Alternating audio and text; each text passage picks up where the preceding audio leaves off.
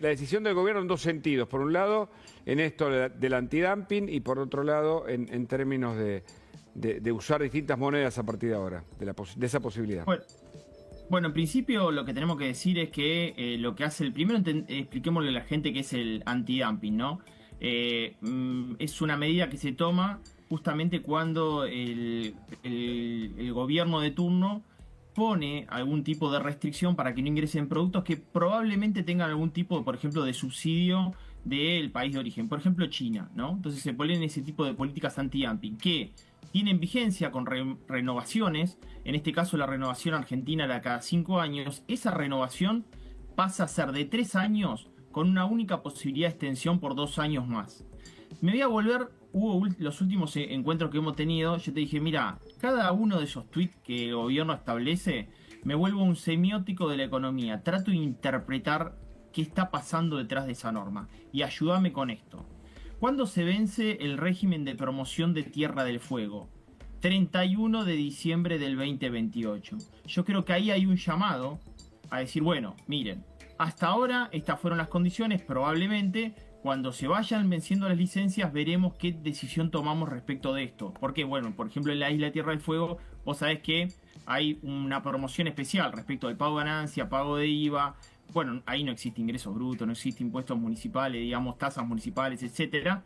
Por lo cual hace muy ventajoso producir ahí. El tema es que cuando vos tenés aranceles en competencia de productos importados muy superior, bueno, se termina generando un mercado sin competencia. Esa es la primera lectura.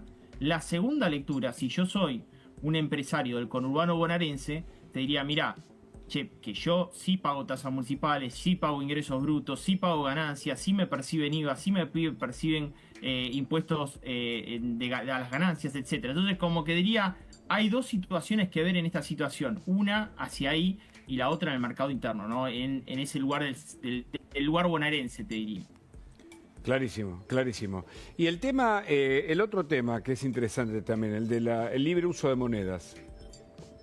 Bueno, libre uso de monedas. Ahí vemos, permíteme. ¿Querés compartir este Sí, exactamente. La competencia de monedas que retuitea, repostea al presidente y dice el Banco Central: nuevas medidas destinadas a fomentar la competencia de monedas.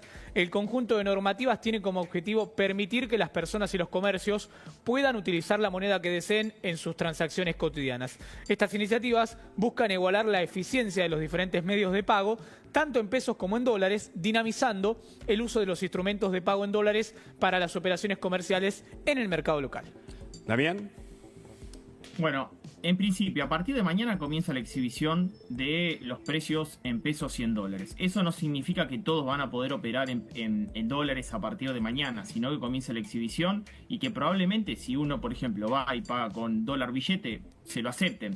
De alguna manera esa operación implica que uno evite la conversión en una casa de cambio y pierda el split del valor de oferta, de valor, digamos, de venta y compra de la divisa norteamericana. Segundo, sí instruye el Banco Central de la República Argentina a que la tarjeta bimonetaria, que es la cera, tenga que estar disponible a partir de fines de febrero.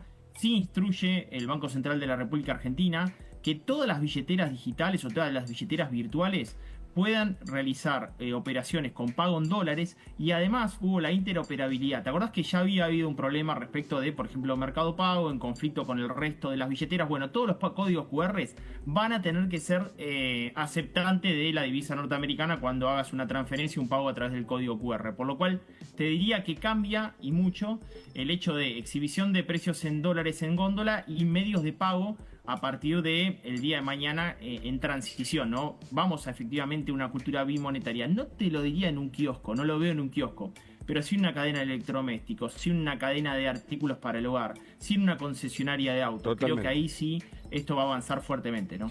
Escúchame, ayer hablábamos con Salvador Di Stefano, que nos contaba, por un lado, lo que ya sabemos, que hay mejor crédito, mejores opciones, porque hay una inflación a la baja, con expectativas muy favorables.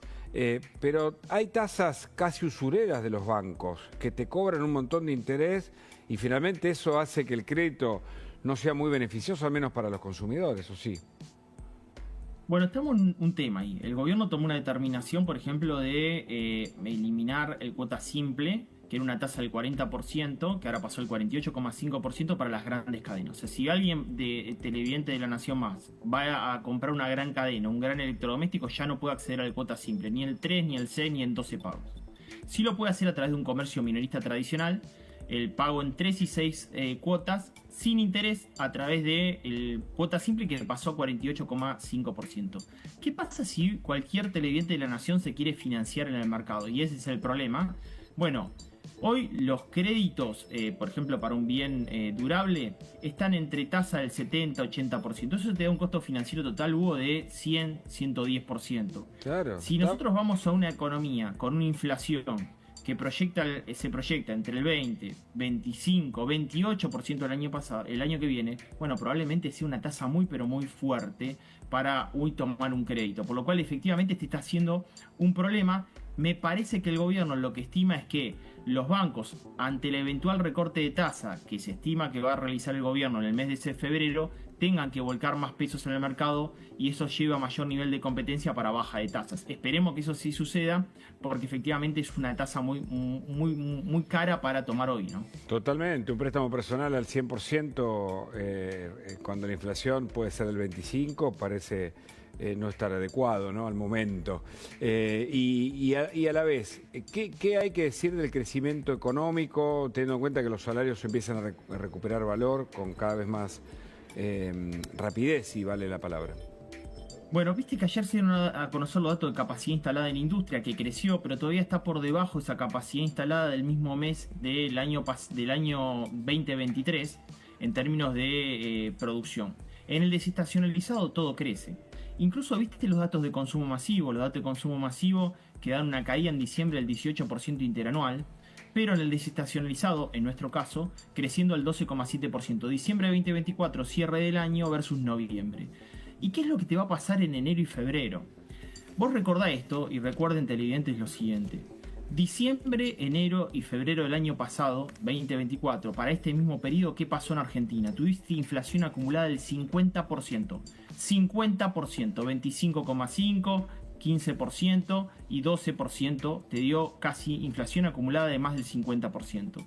¿Qué es lo que hacían los argentinos? Bueno, como el peso perdía poder adquisitivo, adelantaban en la compra de bienes. O sea, iban a todos los supermercados, iban efectivamente a las cadenas de electrodomésticos y querían adelantar porque el bien valía más que el peso argentino. Claro. Bueno, después del segundo trimestre, eso se comenzó a revertir. ¿Qué te quiero decir? Que probablemente veamos caídas todavía interanuales porque hubo un efecto estoqueo muy grande, que es de una economía disruptiva enorme. Pero sí comenzamos a ver crecimiento en el desestacionalizado, es decir, enero versus diciembre, febrero versus enero, marzo versus febrero. Eso es lo que nosotros estimamos en materia de actividad económica y consumo masivo, que reitero es lo más complejo porque mucha gente dice, che, me está costando todavía poder adquirir la misma cantidad de bienes que adquiría en otro momento, ¿no? Totalmente. El cepo es un interrogante, nadie lo tiene del todo claro. Algunos dicen a mitad de año, otros dicen en marzo, otros dicen, ojo, que capaz que no es este año. ¿Qué ves? Y la realidad que todavía no están dadas las condiciones. El gobierno oficia generar esas condiciones. Acuerdo con el Fondo Monetario Internacional, acuerdo con bancos internacionales para fortalecer la reserva del Banco Central de la República Argentina. El gobierno estima que necesitaría entre 10.000 y 12.000 millones de dólares para salir del cepo.